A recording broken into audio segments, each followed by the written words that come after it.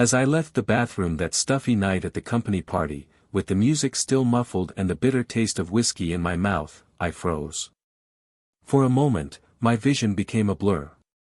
Time seemed to stand still while, before my eyes, my wife, the woman with whom I had shared years of life, 2 children, promises and secrets, was in the arms of another man. Their lips met with an intimacy that left no room for doubt, but when she saw me, she pulled away as if she had been pushed by an invisible force, her eyes wide, her mouth half open as if searching for oxygen. He kissed me, I swear. I didn't want to, he grabbed me by surprise, I was in shock. The words tumbled out of her mouth, like rocks sliding down the side of a mountain, trying to find where to lean, where to hide. But something inside me, in that instant, died. Because before the pain, before the collapse of the world, came the certainty. That was no accident.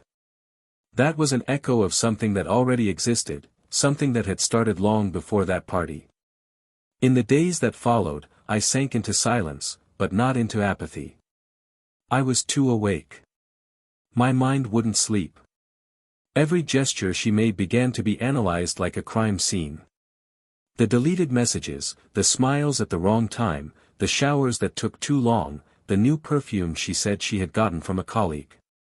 And that's when I decided to dig deeper, to dig to the bottom of the well if necessary, even if when I found the bottom I would drown in everything I never wanted to see. I hired a private investigator, a discreet, efficient guy who didn't ask questions, he only gave answers. And they came like sharp blades in pale envelopes, photos, schedules, locations, evidence. Weekly meetings, motels, dinners, business trips that didn't exist. That betrayal wasn't recent. It had been going on for months. He wasn't a stranger. He was someone who frequented our house, sat at our table, someone I myself introduced to her with a sincere smile. She cheated on me with someone who knew me deeply. While she slept beside me, I prepared my revenge. Not with screams, not with blows, not with scandal. But with strategy. Every step she took was mapped out. Every lie was stored. And the plan began to take shape. There was something deeply symbolic in blowing everything up where it all began, in the bosom of the family, in front of the children, the mother who praised me so much, the conservative father who always said I was an upright man. I wanted everyone to know. Not out of ego. But because the truth was the only shield I had left against the destruction she had wrought within me. Meanwhile, she kept up the act. Rehearsed caresses, apologies for fights that never happened, small, unexpected gifts. "You're acting different," she would say. And I would just smile at her sideways, saying, "It's work," or, "It's all in my head." And as the days approached the height of the farce, I would increase the level of my acting, kissing her forehead, holding her hand tenderly, everything so carefully that she never suspected.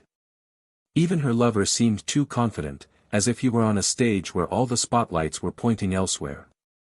But the moment would come. And it did. I chose a special night, a date she would never forget. A family gathering to celebrate a milestone, an elegant dinner, a private room, open bottles of wine, smiles, children running between the adults' legs, and then, at the height of the celebration, I asked everyone's attention. "A toast," I said. And while she looked at me with teary eyes, thinking I was going to declare my love, I simply picked up the remote control and pressed play. The screen lit up the stone wall of the room with a high-definition video, she and he, inside a car, kissing, then entering a hotel together.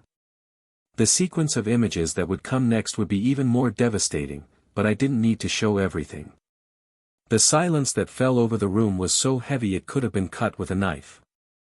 She stood still, petrified, while all eyes turned to her.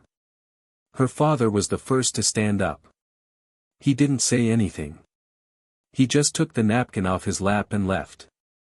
Her mother called her name once, without understanding, without knowing what to say. The children, oh, the children. They didn't cry, they just looked at me with big, lost eyes.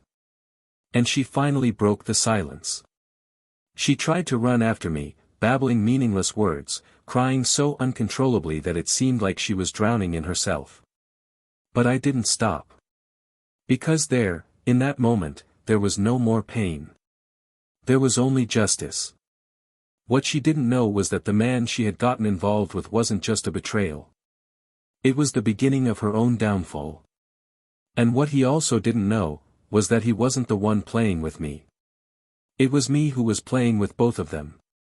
Because the following week, when everything seemed to have turned to ashes, she showed up at her mother's door, desperate, saying that he had disappeared, that he was no longer answering her calls, that he had blocked her from social media.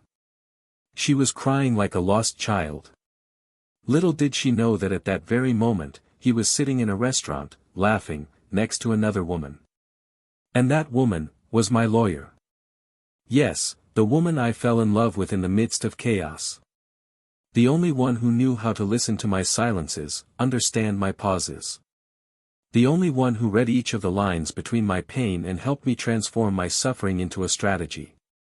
A woman who not only defended my dignity, but who now, occupied the place that had once been my wife's.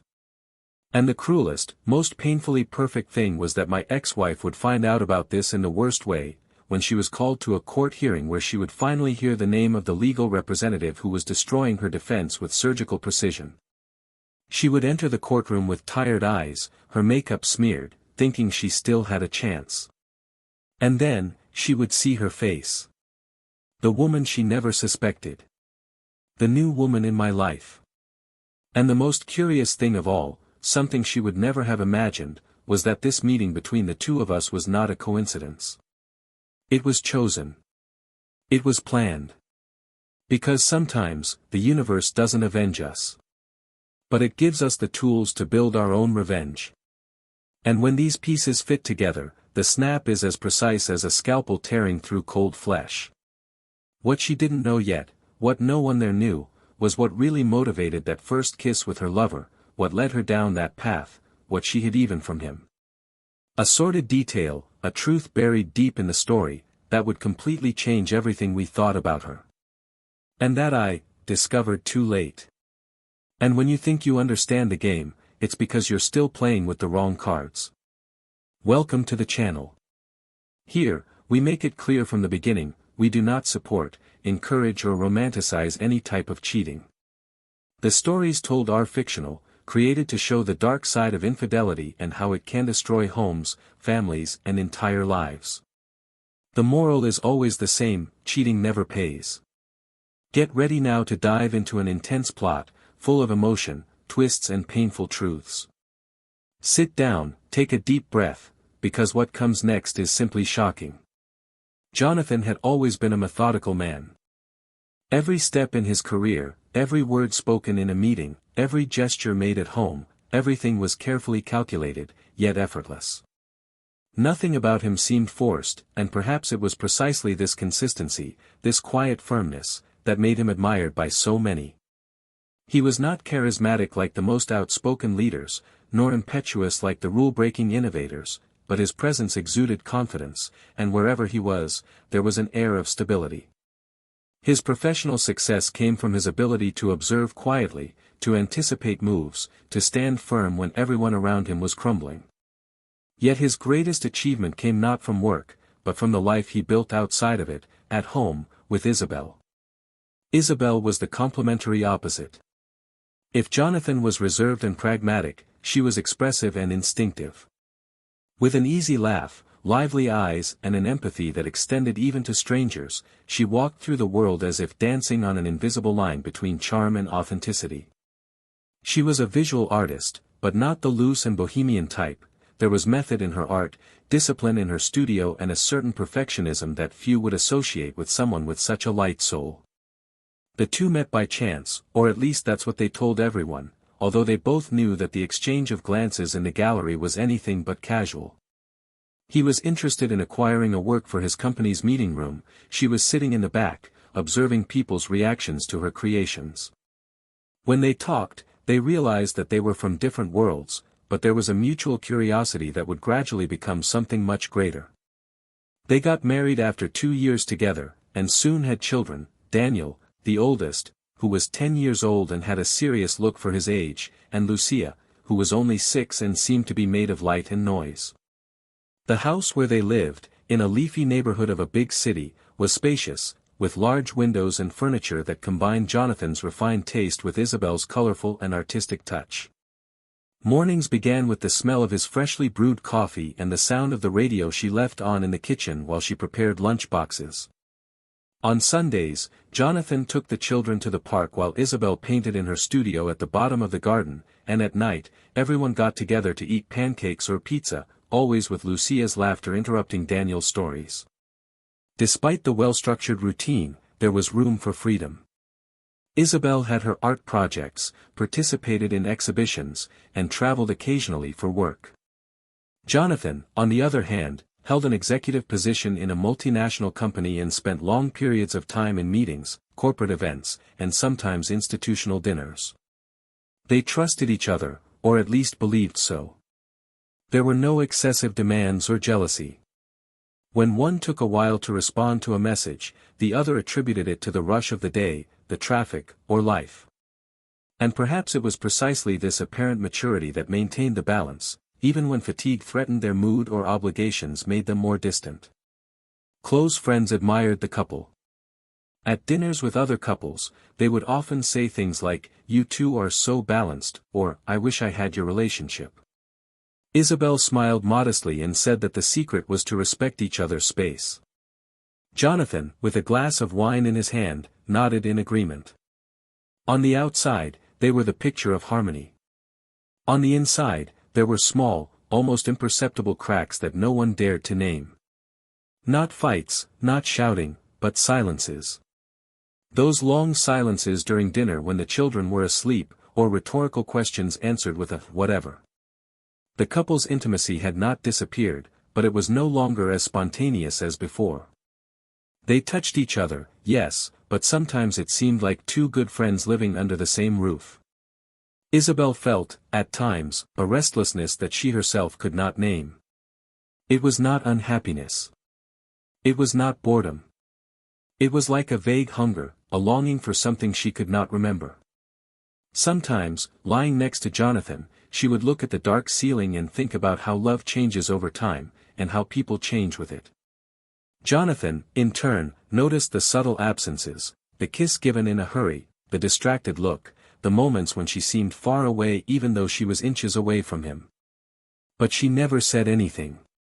She preferred to observe, as she always did, waiting for time to fix whatever was out of place. Jonathan's job was at one of its most demanding peaks. The company was undergoing restructuring, and he was the project leader for integrating 3 different departments. It was common for him to arrive home after 10 at night, often with his jacket hanging over his arm, his tie loose, and his eyes red. Isabel tried to understand, served him dinner that she had left warm in the oven, and asked him how his day had been. He would reply with, "Tiring, but everything is under control," and ate in silence, checking his cell phone between bites. After a while, she stopped insisting. Conversations began to revolve around their children, school, bills, and important dates. Little was said about feelings. Gestures of affection were replaced by shared responsibilities. Still, there was affection. For their children's birthdays, the two organized every detail together. At school presentations, they were always in the front row, proud. Isabel never stopped painting, and Jonathan, even with his busy schedule, always attended the openings of her exhibitions, smiling with that discreet pride that only he knew how to demonstrate. At certain moments, they seemed to rediscover the thread that connected them, like on a short trip to the countryside or on a rainy Sunday when they allowed themselves to watch a film together, with their legs intertwined on the sofa and their children sleeping in the next room. Their social circle was largely made up of Jonathan's co-workers and Isabel's well-known artists. Company parties, in particular, were important events for the couple's image. Jonathan made a point of taking his wife to show the partners, shareholders, and directors that, in addition to being competent, he was a family man. Isabel, in turn, took advantage of these events to circulate among influential people, seeking support for her cultural projects. At one of these parties, scheduled months in advance and organized in luxury at a 5-star hotel, Jonathan was honored for his leadership in the organizational transition process. The evening promised to be a milestone for him, and Isabel knew it. That's why she chose a sober, elegant dress and arrived with him at the ballroom with the smile of someone who understood the importance of the moment. There, they chatted with everyone, toasted, laughed, and were photographed several times. Mutual friends complimented them, business associates asked about their children, and for hours, everything seemed to be in place. But there was something about that night, a different energy, a subtle imbalance that Jonathan hadn't yet named. It was as if the world around them was too busy, as if something was about to happen. And it was. That night, everything would be set to be unforgettable. But not for the reasons he imagined. Because apparent stability always hides the exact moment when the ground begins to collapse. And when it does happen, it's always without warning.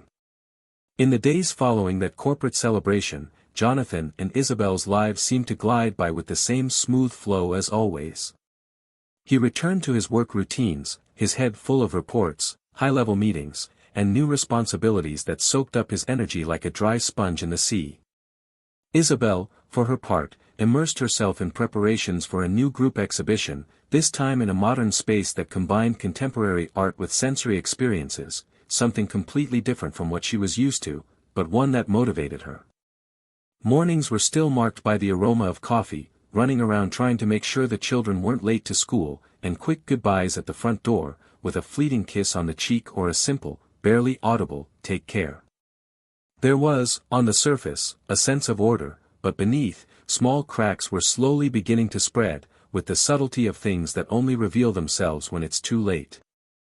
One Wednesday afternoon, while checking emails in his office, Jonathan received a call from school.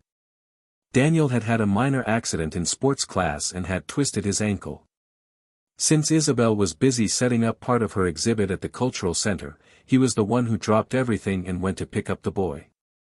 What at first was an annoying interruption ended up being an excuse to break his routine.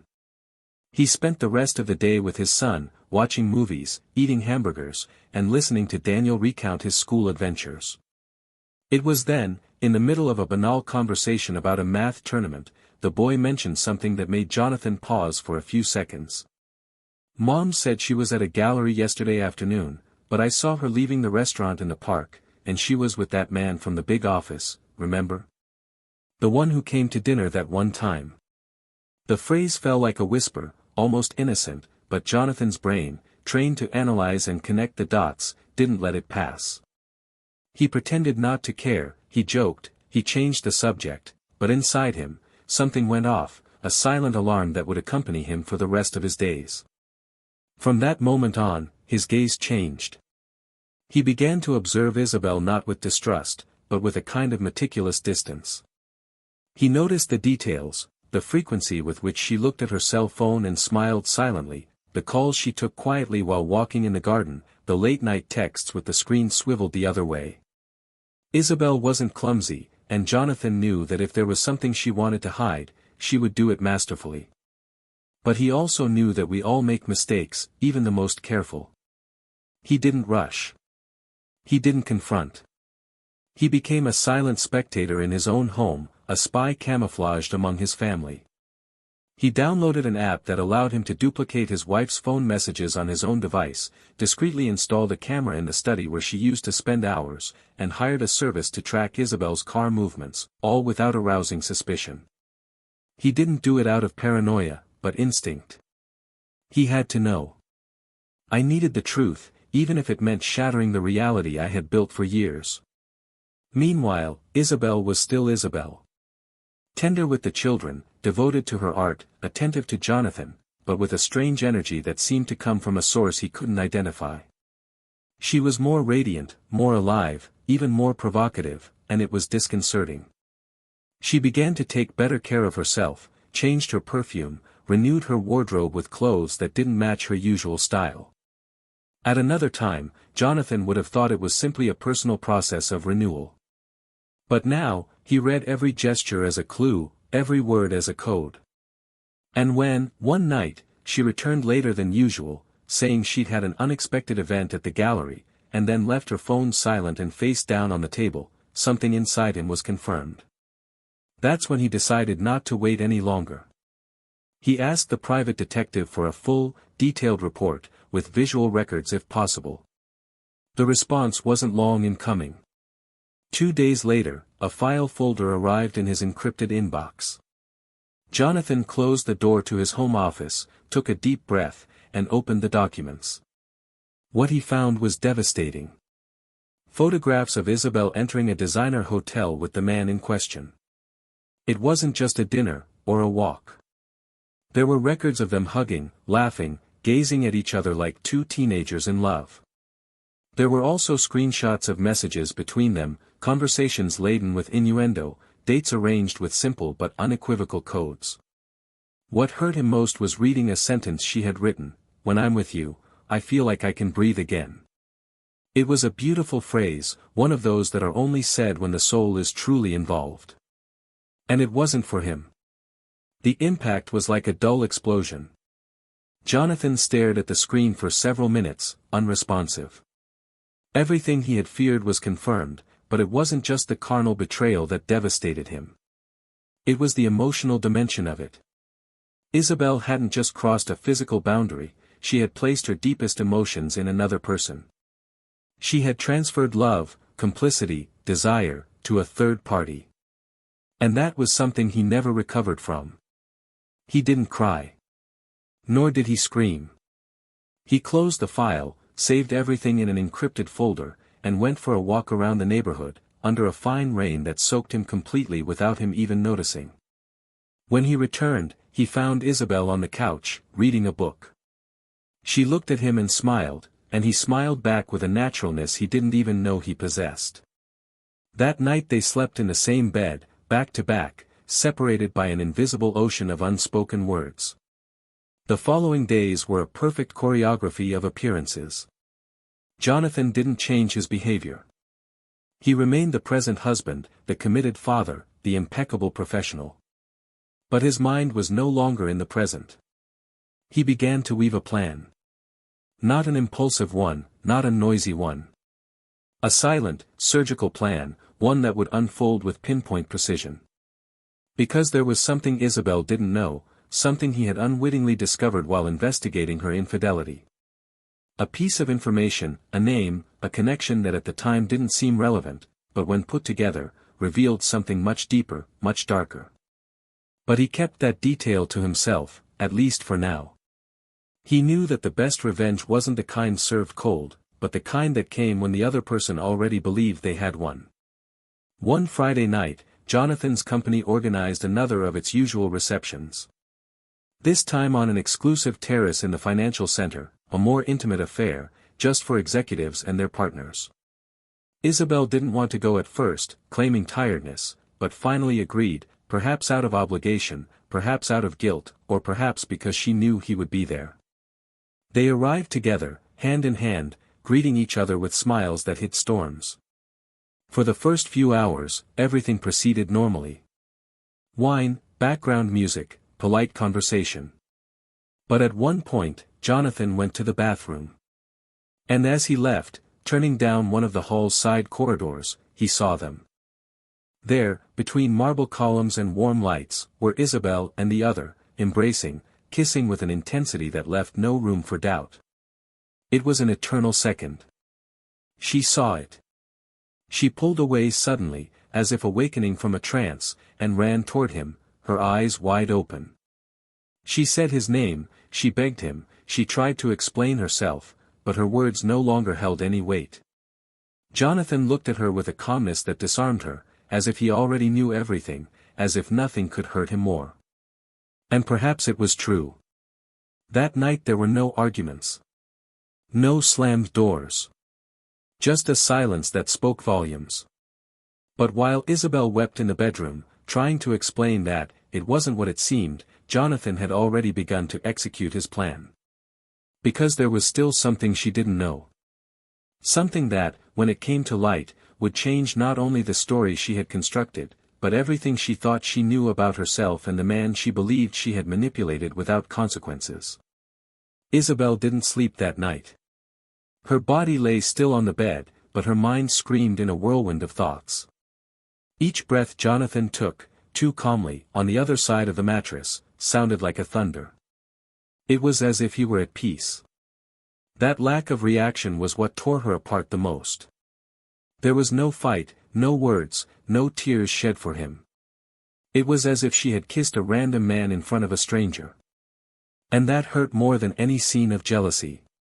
When dawn came, she tried to say something as he put on his white shirt with the cuffs folded, but he stopped her with a firm look, just shaking his head slightly, as if to say, "Not now."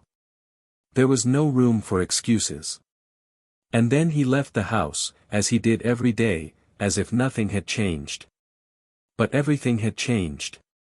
In the following days, Jonathan did not mention what had happened, nor did Isabel try to explain.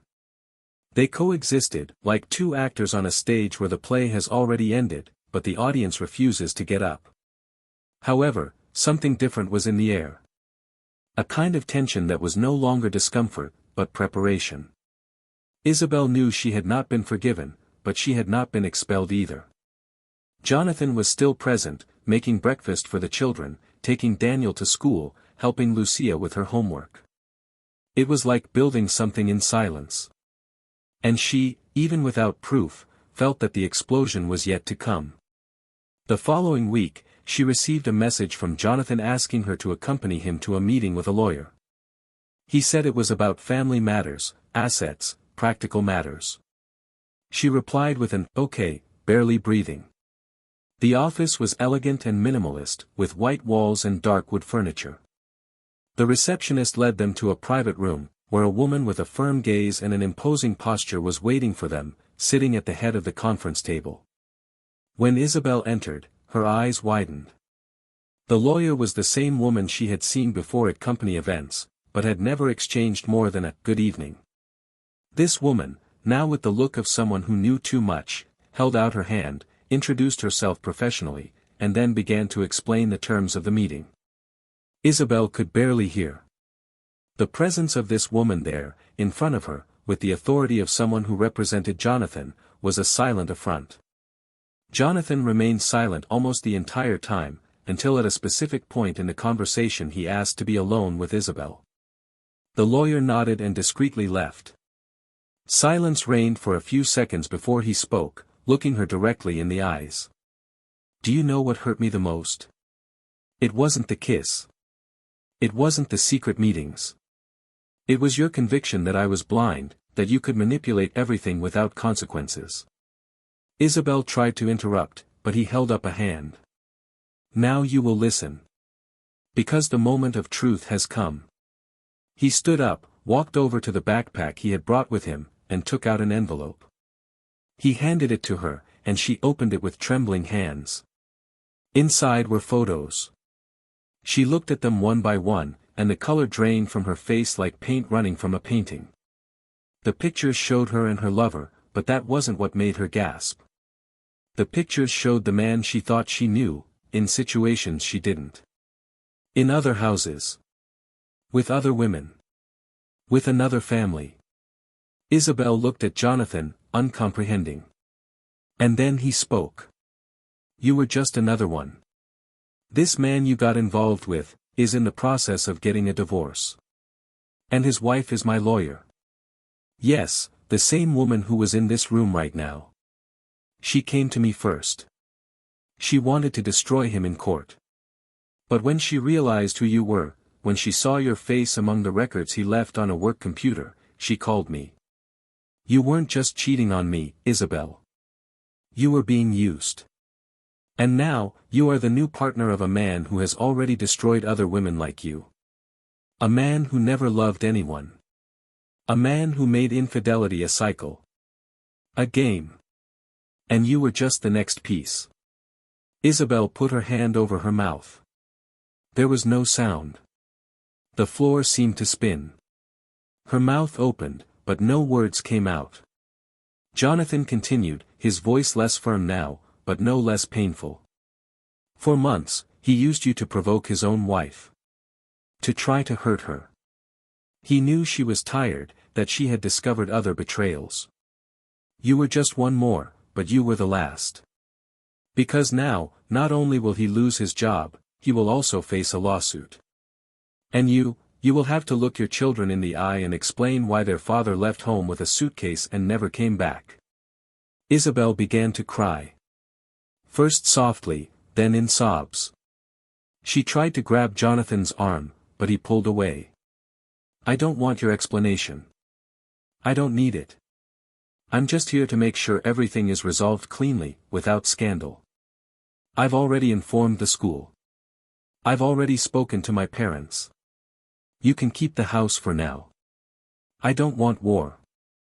But I also don't want to live next to someone who smiles at me during dinner and gives herself to another man the next morning. She whispered his name, begging. Please, I was weak. I thought it was love. I thought he saw me. I lost myself, Jonathan. But I still love you. You are the man of my life. Jonathan looked at her for a long time, and then, in a voice that hurt more than any scream, he said, If I were still the man of your life, you would have looked at me for real before you sought another skin. But you lost yourself, and I am not here to find you. I am here to set myself free. As she left the office, Isabel saw the lawyer leaning against the counter, smiling discreetly. She didn't say anything. She just stared at Isabel with the look of someone who had already won. Isabel passed by her like a ghost, her mind in ruins. For the first time, she understood that the betrayal wasn't the end. It was the beginning of an abyss. And what was deep down, was yet to come. The car drove along the wet road as fine drops streaked the windshield, and the radio, at a barely audible volume, seemed to echo a distant lament. Jonathan kept his hands firmly on the steering wheel, his eyes fixed on the horizon, but inside him everything was dizzying.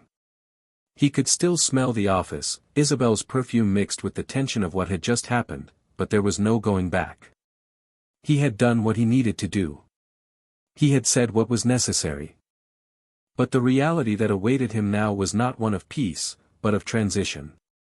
An emotional vacuum was opening up, where everything that had once been true now needed to be reconfigured. He stopped in front of the building where he had rented a new apartment. He went upstairs with 2 suitcases and the silence. The place was small, clean, cold. Exactly what he needed. A space where there were no memories. A place where time could start from scratch. Elizabeth did not return home that day. She got in the car and drove aimlessly, until she found herself standing in front of the sea. The waves crashed as if mocking what she had just lost. He spent hours there, with his face resting on the steering wheel, trying to understand how he had gotten to that point. Her mind relived every moment with her lover, every word spoken, every look exchanged, everything now tinged with a new color, lies. She felt like a secondary character in someone else's story, someone who had manipulated her, seduced her, used her as bait to hurt another woman. He thought about everything he destroyed because of a feeling that wasn't even reciprocated. Why did you believe so easily? Why did you ignore the signs? Why did you trade solid love for a hollow promise? And more than that, how would you view your children? The next morning he returned home. Jonathan's absence was a piercing void. Her children's toys scattered around the room, the drawings stuck to the fridge, the lamp on next to the bed, everything seemed to want to remind her of the man she lost. Daniel avoided her. He barely answered the questions. Lucia cried at anything. She tried to maintain her routine, but she knew she was no longer seen in the same way. She was the woman who broke the foundation of the family. And not everyone knew yet. The public revelation was yet to come. On the other side of the city, Jonathan found an unexpected tranquility in the company of Helena, the lawyer who had led the meeting. What had begun as a strategic collaboration had transformed into something subtly more intimate.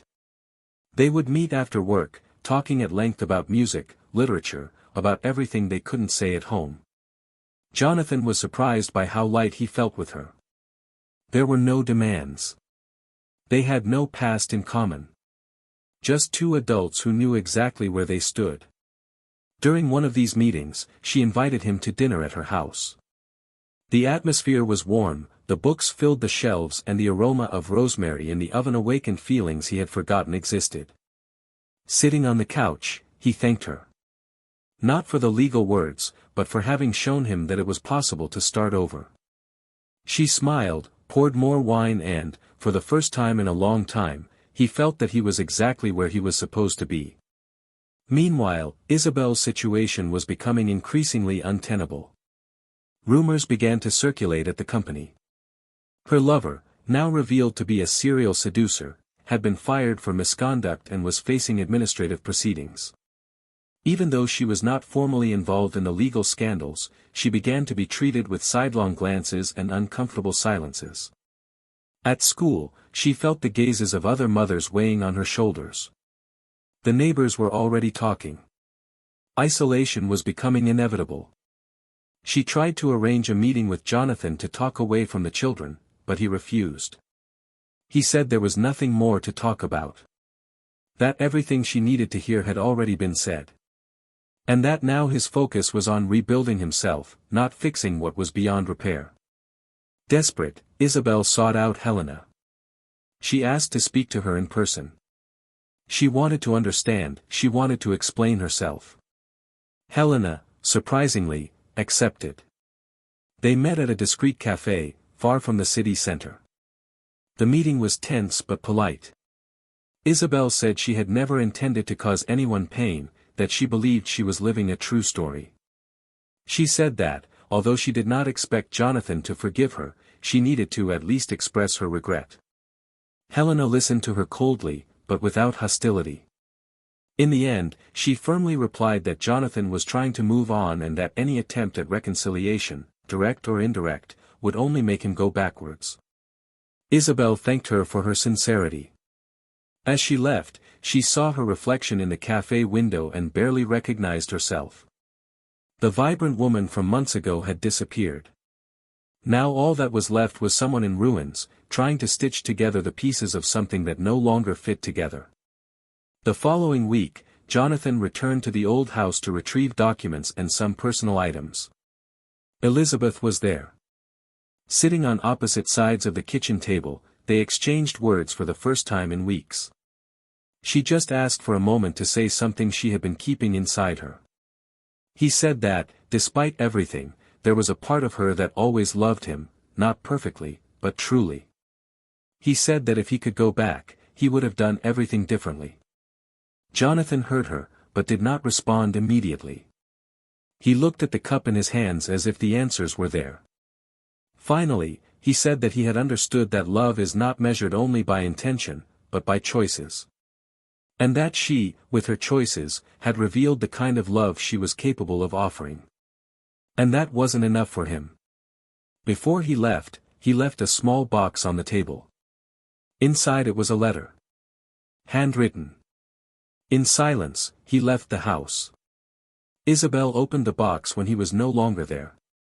She read the words with tears falling onto the paper. There was no resentment. There was no hatred. Just a dignified farewell, and a sincere wish that she would find her worth again. But there was one last line that tore her apart more than any other: "You lost me at the very moment you thought I would never leave." Little by little, the divorce was finalized. The children began to visit their father's new house on alternate weekends. Lucia always came back smiling, telling us about the stories Jonathan made up, about the walks, about his new friend, who read funny books and made heart-shaped cookies. Daniel took longer to open up, but one day, while putting away his sneakers, he said quietly that he understood why his father had left. Isabel hugged him tightly and cried silently, because she understood that, even without wanting to, she had destroyed her children's safety. Helena, in turn, remained discreet, without forcing space, without occupying a place that did not yet belong to her. But time did what time does. And little by little, she and Jonathan grew closer in an organic, natural way. It was different. It wasn't explosive passion, but peace. A feeling of shelter. A shared maturity that grew with respect. Months later, at a family lunch with Jonathan's parents, children and Helena, something unusual happened. Lucia, with her eyes shining, asked if they could draw a picture with everyone together, Daddy, Helena, Daniel and her. And Grandpa and Grandma too. Jonathan smiled. I said yes. And at that moment, he understood that the new life was no longer a plan, it was reality. Isabel, sitting alone on the sofa in her old house, looking at a wall where there used to be photos, took a deep breath and finally understood the true weight of the choice she had made. Not that of betrayal itself, but of illusion. Because when you exchange the certain for the uncertain, you run the risk of losing what can never be rebuilt. And what she didn't know was that destiny still had one last surprise in store for her. A phone call. An unexpected invitation. A new abyss, from which there might be no return. The phone rang on a rainy afternoon, the sound cutting through the thick silence of the room. Isabel answered without looking at the number, still wrapped up in vague thoughts and uncomfortable memories that insisted on haunting her days. On the other end of the line, the voice was deep, slow, professional. It was from the school. The pedagogical coordinator asked her to come the next day for a meeting with the school psychologist about Lucia. Isabel's heart sank immediately. She didn't ask anything, she just confirmed her presence, and as soon as she hung up, the silence seemed to scream inside the house. She knew something was out of whack, and even though she tried hard to maintain a routine with her children, she felt that the cracks she had caused were beginning to manifest themselves in the most subtle of attitudes. In Lucia's darker drawings, in Daniel's short answers, in the way they both avoided mentioning their father in her presence. The next morning, she arrived at school with an expression full of tension and guilt. She sat in front of the psychologist with her shoulders contracted, listening attentively to every word. Lucia showed signs of anxiety, changes in behavior, difficulty concentrating. The little girl had said that the house broke down, that Mommy cried alone, and that Daddy now lives with another girl who makes cakes. It was like being punched without warning. Isabel thanked her, promised to keep a close eye on her and went home with her eyes burning. On the way, she thought about how the pain she had caused was not just between adults, as she had wanted to believe at first, but had seeped through the cracks and soaked the ground where her children were learning to walk. There was no point in justifying herself with regrets or belated apologies. Now it was time to rebuild something different, even if the rubble was still warm. Meanwhile, Jonathan continued to adapt to his new life. With Helena's help, he had established a serene environment in his new home, where weekends with his children were always filled with planned activities, sincere conversations, and a conscious effort to welcome them. There were still pains that throbbed on lonely nights, but he had learned to recognize the limits of what he could control. He no longer sought to understand the whys of the past, he focused only on what lay ahead. Helena did not invade, did not demand labels, but gradually began to weave her presence with care and affection. Daniel, more introspective, began to ask questions about the divorce, but in a more mature way than Jonathan expected. Father and son began to have deep conversations, and this strengthened the bond between them in a way they had never experienced before. Lucia, with her innocence intact, asked if Helena could come with them to the movies, and even though Jonathan was hesitant at first, he began to accept that perhaps love did not need to be born from passion to be true. Isabel, in turn, began to be pressured from within and without. Debts were piling up. The art studio she loved so much no longer brought in enough income. His tarnished reputation meant that invitations to exhibitions decreased, and his presence in certain social circles became uncomfortable. People I used to hug before now just waved from a distance. She had tried to contact her ex-lover, perhaps driven by an insane need to close a cycle, to understand why she had been discarded so coldly. He ignored her completely. He didn't respond to messages, blocked his contacts and was brutally absent. She didn't want to win him back, she was already sure of that, but she wanted, somehow, to understand what it had all been like. I wanted a dignified ending, but what I got was a harsh emptiness, as if I had been just another face in a vicious cycle of lies. During a sleepless night, Isabel wrote a long letter to Jonathan. It was not a request for forgiveness nor an attempt at rapprochement. It was an honest outburst, a raw confession, an attempt to show that, behind the mistake, there was a broken woman trying to relearn how to breathe. He left the letter in a box, along with a memento of the times when they were just two young people trying to fit in the world. He handed it to the secretary in his office, without waiting for a response. Jonathan read the letter days later, between appointments, and although he recognized the sincerity of the words, he didn't feel they changed anything. The wound had already healed differently. Forgiveness might exist somewhere, but it was not synonymous with starting over. The pain Isabel expressed now was legitimate, but the time of possibilities had passed. The dilemma that was taking hold was silent and profound. Jonathan was beginning to realize that his resentment was turning into compassion, but there was no room for this compassion to return to their lives. And this made him feel guilty, as if he were being too cold, too harsh. He even wondered if he should at least extend his hand in a more human way, even if only as a gesture of respect for their history. But every time he considered it, he remembered his children's eyes, the pain he had seen in them, and he changed his mind. Isabel, meanwhile, immersed in her loneliness, began to go to therapy frequently. For the first time, she was not looking for external answers, but rather confronting herself. She relived old traumas, questioned patterns, and unearthed fears she didn't even know she had.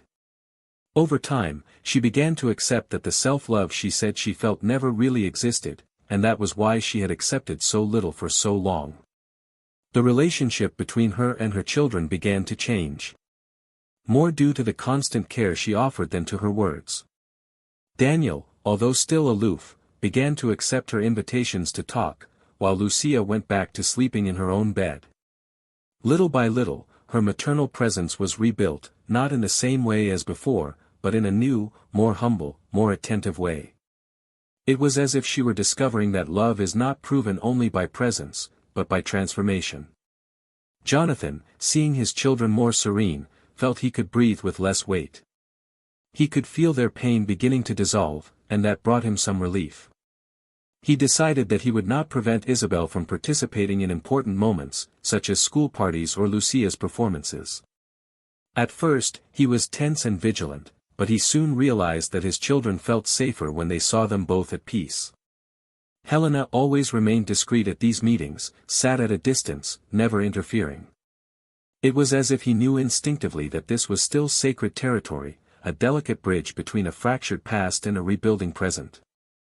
At one of these school presentations, sitting side by side in a row of white plastic chairs, Isabel and Jonathan exchanged a few words. She commented on Lucia's progress in speaking, he on how much more communicative Daniel had become. There was no tension, just a quiet nostalgia. And for a brief moment, they both smiled. But that smile was different. It was the recognition that, despite everything, they had been part of each other's history, and that now, finally, they were learning to exist outside of the pain. Still, there was something hanging in the air. A silence that announced that the story was not yet over.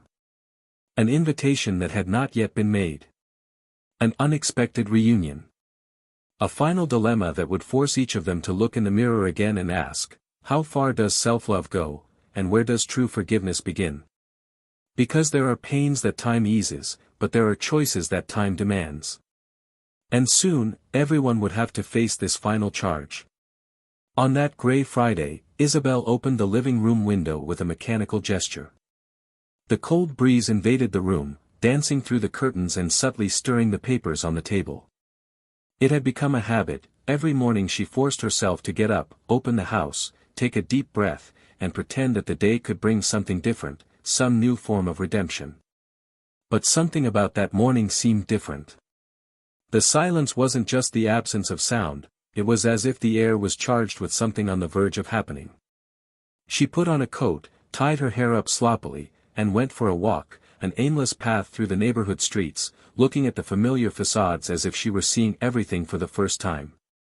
Her steps took her to a small bookstore that she used to frequent with Jonathan in the early years of their marriage. She went in. The smell of the books, the high shelves, the warm light, everything awakened memories that she had left dormant. She picked up a copy of poetry, flipped through it at random, and read a sentence that made her stop, true forgiveness is the silence that remains when there is nothing left to demand.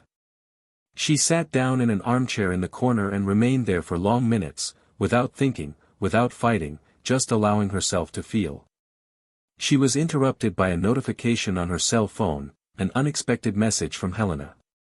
The content was brief, objective, but layered.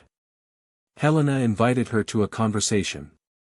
She didn't say what it was about, nor did she use ambiguous words. She was direct. She suggested a discreet coffee, away from prying eyes, and offered a time for the afternoon of that same day. Isabel hesitated for almost an hour before answering. Part of her feared the confrontation, another part wanted to understand why, after all, this woman who now occupied a space in her old life wanted to see her. She confirmed her presence, turned off her cell phone, and spent the rest of the morning restless, trying to imagine the reason, the tone, the intentions. At 3 o'clock sharp, she was sitting in a simple coffee shop, absent-mindedly stirring her coffee with a small spoon, until she saw Helena approaching with firm steps, her expression indecipherable and a slight smile that didn't reach her eyes. The two greeted each other with a restrained nod. Helena took off her coat, put her bag away, and got straight to the point. "If I'm here, it's not for me. It's for Jonathan's children. And, indirectly, for him too. You and I both know that nothing that was broken can be restored as before. But there are things that can still be preserved, and the bond between you, however damaged it may be, still needs to exist because of the children." Isabel took a deep breath, absorbing the firmness in Helena's speech. She knew that the woman was not speaking out of pride or revenge. She spoke clearly, pragmatically, with a maturity that eluded her. And that was exactly what disarmed her. "I know," Isabel replied quietly, "that everything I say now may sound like an excuse. I didn't come here to ask for forgiveness or to try to reverse anything. But I accept this meeting because you are the only person who has been on the other side of my choice. And of all the pain I have caused, perhaps yours was the only one I have never looked straight at." Helena kept her gaze fixed, steady. She didn't react immediately. She just let the silence stretch long enough for Isabel to feel the weight of it. "I don't expect empathy," she continued, "but if I can hear from you what Jonathan never told me, perhaps I will better understand the extent of what I have destroyed." Helena took a deep breath, ran her hand through her hair, looked out the window as if organizing her thoughts, and then spoke. "Jonathan never asked me to hate you. He never told me details that weren't relevant to the case. He's like that, reserved. But I saw the look in his eyes the first few times we talked about the case. I saw the way he said your name. He was a man trying not to fall apart. A man who still loved you, even after everything. And that hurt him in a way that no lawsuit could fix. That's why I admired him. And that's why I chose not to compete with you. Just to be. Just to be. Over time, he let me in, but he always made it clear that the children came first. And in all these months, he never compared me to you. He never treated me like a substitute. That made me respect him even more. But it also made me respect you." Helena's words entered Isabel like knives, but not out of cruelty. For raw, unfiltered honesty. For the courage to say everything with the dignity that she herself did not have when she started that story with her lover. There, in that café, for the first time since the separation, Isabel felt like an adult. Not because of the suffering, but because of the responsibility of listening without defending yourself. At the end of the conversation, Helena stood up, picked up her bag and simply said, "Take care of them. Take care of yourself. Because time may heal, but it also takes its toll on everything we pretend not to feel." He left without waiting for an answer. Isabel remained there for long minutes, without touching her coffee, looking at the empty table in front of her as if a version of herself that she wanted to bury was still sitting there. That night, Isabel came home and found Daniel reading in the living room. She sat down next to him and asked if he wanted to talk. He looked at her with a firm but unhurtful look. "Is Daddy going to marry Helena?" he asked directly. Isabel swallowed hard.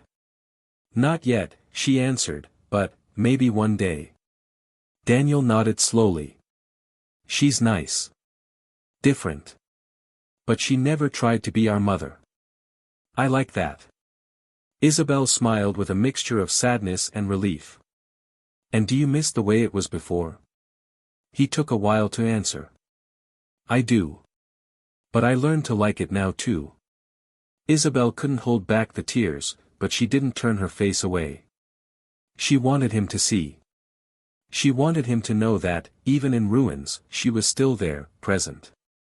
Days later, she was called to a meeting at the cultural studio where she taught occasional classes.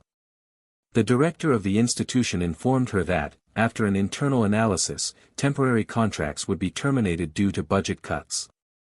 Isabel knew that this polite speech hid something deeper. Her image was still tarnished. Even though it did not directly concern her work, people's silent judgment still weighed heavily. She left the building with the feeling that her professional identity was fading along with her public image. There were no more masks, only the consequences. On the other hand, Jonathan and Helena started talking about a trip with their children during the July holidays. It would be their first time together outside the city. They chose a quiet destination, close to nature, where they could hike, camp, and swim in clean water. Helena made sure to make it clear that everything would be with the children's consent, without impositions. When she told Daniel and Lucia, their eyes lit up. And, to Jonathan's surprise, when he told Isabel about the trip, she reacted with a serene smile. I think it's great. They'll love it. Just send me pictures, please. Even if it takes me a while to respond. He nodded. There was something in that exchange that finally seemed like a real peace agreement. The trip was a success. The children ran through the trees, learned how to make a fire, played on the trails and fell asleep to the sound of crickets. At night, Jonathan, next to Helena, watching his children sleep in the tent, felt a peace he had not felt in years. She held his hand without saying anything. They no longer needed promises. They were living the present to the fullest. On the last day, sitting by a lake, Daniel asked, "Do you think Mommy is happy?" Jonathan took a moment, then answered, "I think she is trying. And that is already a lot." Daniel nodded with a slight smile. It was enough. When they returned, they dropped the children off at Isabel's house. She welcomed them with homemade cake, the scent of cinnamon, and a big hug. Helena stayed in the car. Jonathan watched the scene with a long look, almost as if saying goodbye to an old version of life. He got back in the car, and before starting it, he looked at Helena and said, "I think we can finally move on." She just smiled, put her hand on his, and said, "I think we've been moving on for a while." But fate, as always, saves its last card for the moment when the board seems too calm. And it would be played soon. With the precision of someone who never forgets. The invitation arrived on a warm morning, with little sign of what was to come. A white envelope, with Jonathan's name handwritten on it in a script he recognized immediately. Isabel. The content was straightforward, a cultural event, an exhibition organized by her, in partnership with young local artists, the result of a community project started months earlier. There was also a little note, written at the bottom, where she said that she would completely understand if he decided not to go, but that if he wanted to see something that she had managed to build without destroying anything, she would be there. Jonathan held the invitation for long minutes, debating whether or not he should attend. He no longer carried resentment, but he knew that certain places, even when healed, could still hurt. Still, he felt that perhaps this was the last chapter that needed to be read, not for nostalgia, but for closure.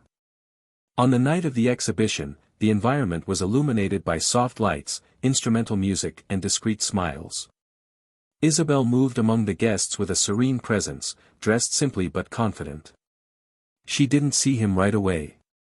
Jonathan walked through the paintings and installations with a keen eye, not for the art itself, but for what it represented, resilience.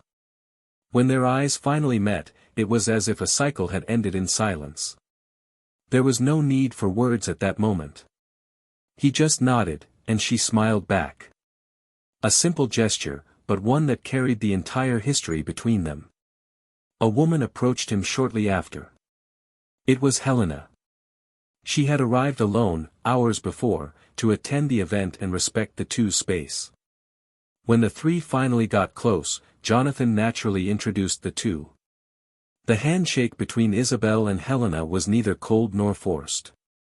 It was a mutual recognition. Two women who, through different paths, learned about pain, choice and reconstruction. Helena praised the curation of the exhibition, and Isabel thanked her with a discreet sparkle in her eyes.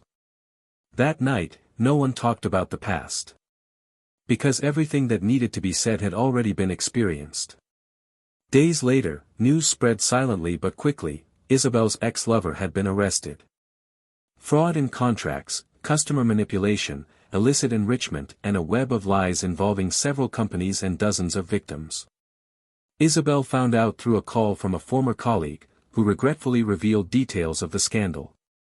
She hung up the phone and sat for a long time in silence. She took no pleasure in his ruin. He felt relief at being free.